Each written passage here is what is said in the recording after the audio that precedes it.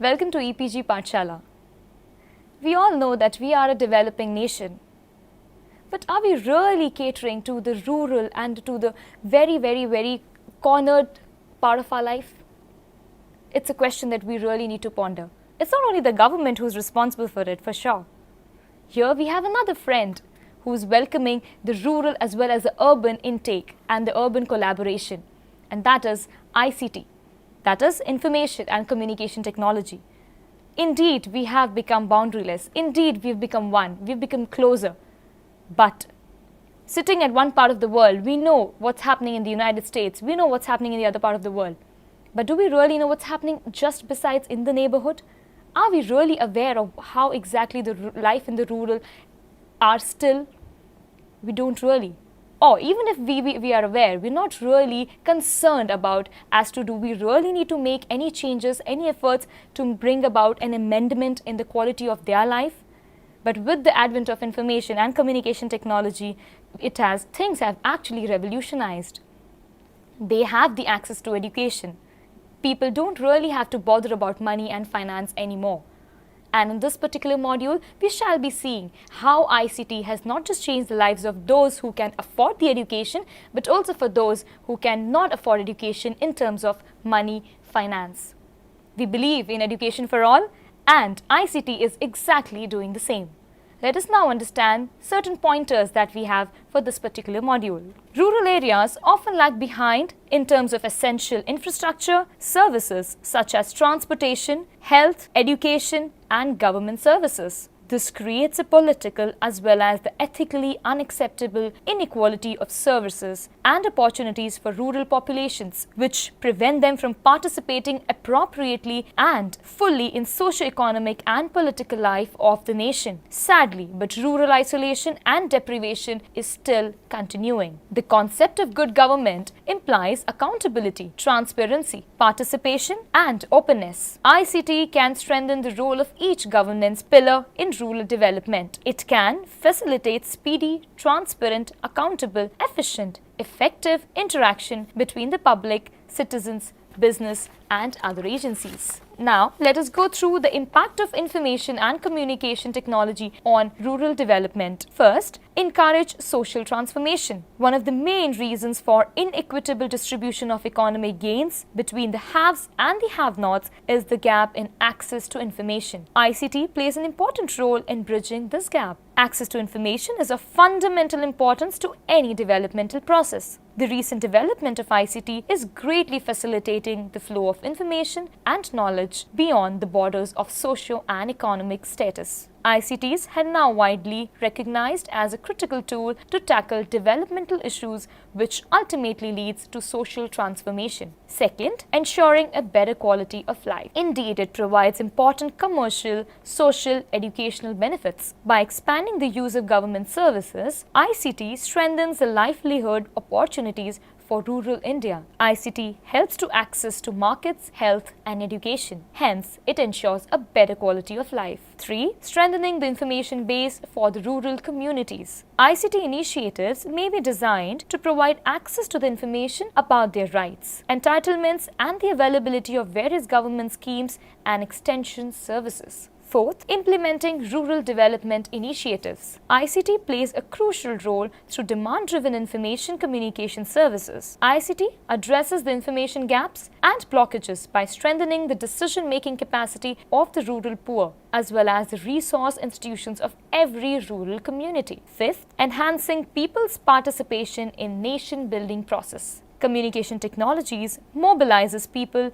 and seek their willing participation in the development process of a country. In a developing country like India, ICT is regarded as one of the key elements in modernizing agriculture, in producing healthy literature and trained workers for industry, and for bringing about effective participation in the nation-building activity. Let us now see the telecommunication for rural development. Information is essential due to socio and economic activities that comprise the development process. Telecommunication helps to connect people and acts as a link in the chain of development. India achieved substantial socio-economic development since independence, but unfortunately this development has not been shared equitably by all. Some sections of the society have been left out, and some areas like the rural, tribal and remote areas could not keep pace with the urban areas in development. If vast sections of the societies and areas are left out, it breeds unrest and is not conducive to a sustainable development of the country. That is why we have something known as community radio. Community radio is another strong weapon to catalyze the process of socio-economic development of rural population through creating awareness among beneficiaries about government policy and programs, facilitating them to understand the procedure to secure benefits of these programs and easy access to public services and seeking redressal of their grievances. Indeed, community radio is a blessing for all. Community radio is a participatory medium through which information is communicated to the rural communities. In the different parts of the world, community radio is also referred to as rural radio or cooperative radio or participatory radio, alternative radio, popular radio, educational radio, community FM, association radio and bush radio as well. The basic characteristic of community radio is that community owns it to serve the needs of the community. Most significantly, it is the participatory nature as people actively take part in formulating the station's policy, strategy and program content. Community radio presents opportunities to participants to share their personal experiences in relation to development policies, programs, and attempt to facilitate efficient implementation of programs relating to health, education, nutrition, sanitation, women empowerment, agriculture, etc. According to UNESCO in the 2002, community radio is a type of radio service that caters to the interest of certain area, broadcasting content that is popular to a local audience. It aims at providing and improving socio-economic conditions and the quality of life for the community through well-conceived and designed programs for targeted community participants. Let us now understand what are the initiatives taken by community radio in India. 1. Gyan Vani Community Radio. The Human Resource Development Ministry and the Indira Gandhi Open University, with the help of Prasar Bharati, launched Gyan Vani Community Radio in 2001. It covers a wide range of subjects like creating awareness about Panchayati Raj institution and their functionaries, women empowerment, consumer rights, human rights, health, education, science education, teacher education, vocational education, adult education, and education for the downtrodden.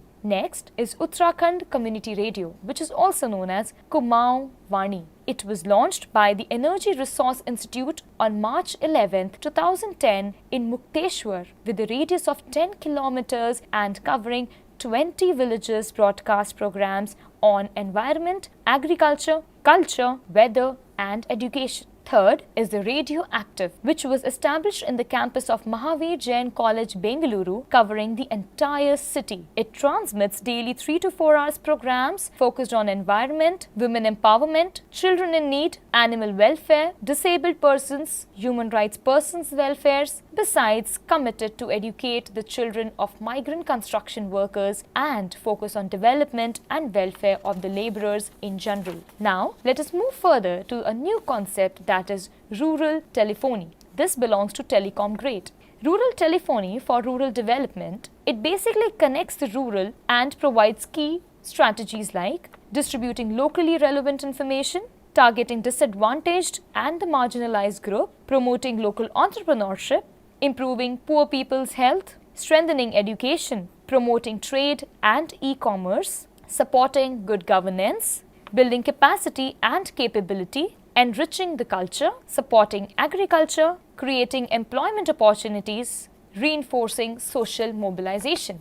Let us now focus on some of the other ICT related projects. 1. E-Panchayat. Technically speaking, E-Panchayat system is web-based and end-tired and functions like application service provider, enabling panchayat level digital services for all the stakeholders. The stakeholders are nothing else but the citizens, elected representatives, Gram Panchayat officials, the government and the knowledge workers. But it should not be merely perceived as an ICT-enabled system of governance that provides public services on demand. It promotes virtues of good governance and deepens democratic values in society. It creates an environment in which people feel empowered, establishes a system that ensures people can easily avail their fundamental rights to information, and broadens the scope of local government. The process of e-governance has already been started by the Government of India, and they have decided to open 1 lakh common service centers across the country under NEGP in order to make all government services accessible to the common man in his locality, and also ensure efficiency, transparency, reliability of such services at an affordable cost to realize the basic needs of a common man. Now, the Government of India has initiated the process to equip all the Gram Panchayats with computers or provide access to computers with broadband connectivity. All panchayats at all the levels need to be equipped with computing hardware and connectivity over the next 3 years. The approach would be first used in the kiosks,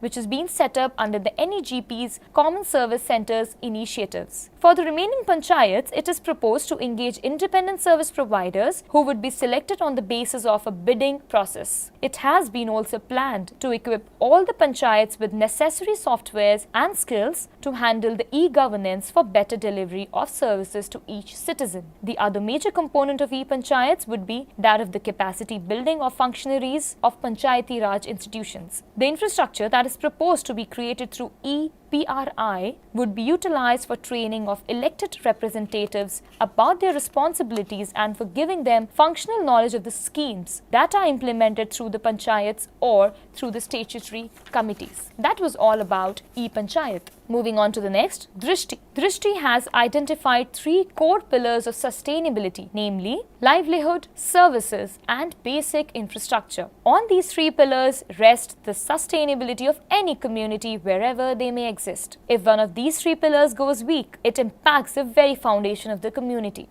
Drishti has worked in the first phase of its growth on the services pillars. It has now provided education, health, availability of household products and banking services for the last 13 years in over 5,000 villages. Over the last 2 years, it has also started focusing on the livelihood pillar, which is expected to impact the maximum. It expects to partner with the government and other larger stakeholders to build up the infrastructure pillar. Sustainability of self-contained communities is needed to build a strong world. For us, sustainability means a world which is more equitable, which is more open, and which regards respects for each human civilization and its cradle. By ensuring sustainability of marginalized communities, we wish to create models of success which can be emulated the entire world. With a little bit of the support of these communities, role models have already been established for the future world. During the last 5 out of the 12 years of our existence,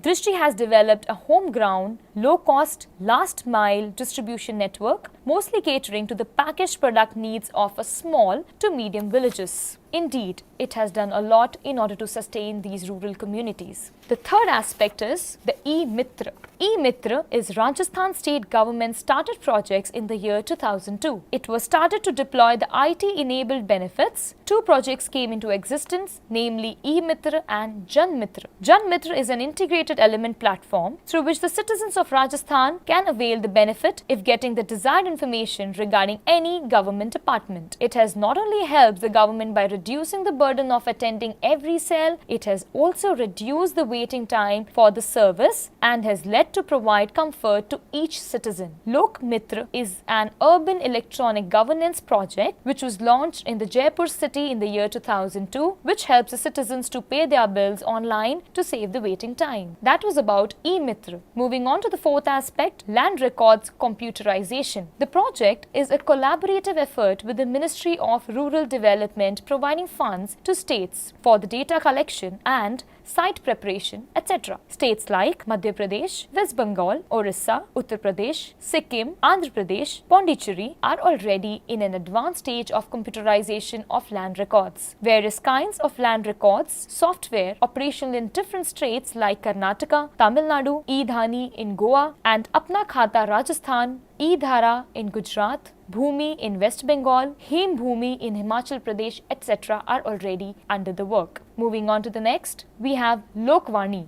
Lokvani is another e-governance effort initiated by the district administration of Sitapur, that is Uttar Pradesh, in collaboration with NIC. Lokvani provides citizens an opportunity to interact with government without actually visiting the government office. The Lokvani network is spread across all the 6 tehsils and blocks of Sitaur. The services provided through the kiosks include information about various government schemes, forms, list of old age pensions, list of scholarship beneficiaries, allotment of food gains, allotment of funds to Gram Panchayat, land records, etc. With this, we have seen that there are so many options that the government is already functioning at. So you see, ICT has actually revolutionized, and now we need to be happy for the fact that rural and urban, we are all together. And let us not forget one thing, that where we are accessing the information of others, we are also providing and helping others to educate. Education for all. After all, that is the motto of all of us. Thank you so much.